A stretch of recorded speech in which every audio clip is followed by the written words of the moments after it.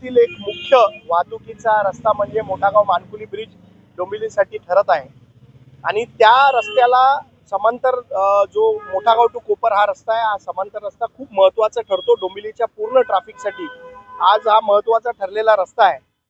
मी या अनेक दिवसापासून या रस्त्यावरती पथदिवे लावण्यासाठी आणि डिवायडर लावण्यासाठी प्रयत्न करून अपघात होत असतात, लोकांना सुरक्षित वातावरण मिळण्यासाठी आपण प्रयत्न करत होतो आणि नगरसेवक पदाच्या पहिल्या महिन्यातच हे मोठ्या कामाचा शुभारंभ आज आपण इथे करतोय। माननीय प्रदेशाध्यक्ष रवींद्र चव्हाण, त्याचबरोबर महाराष्ट्राचे मुख्यमंत्री देवेंद्र फडणवीस साहेब, मी यांचे खूप खूप आभार मानतो की MMRDAच्या माध्यमातून बऱ्याचशा गोष्टींचा निधी त्यांनी आपल्याला उपलब्ध करून दिलाय। त्याचबरोबर महापालिकेचे देखील आभार मानतो की या महापालिकेच्या निधीतनं हे काम होत आहे आणि भविष्य काळामध्ये मोठागाव रेल्वे फाटकच्या ब्रिजचं काम देखील लवकरच सुरू होईल अशी आम्हाला आशा आहे।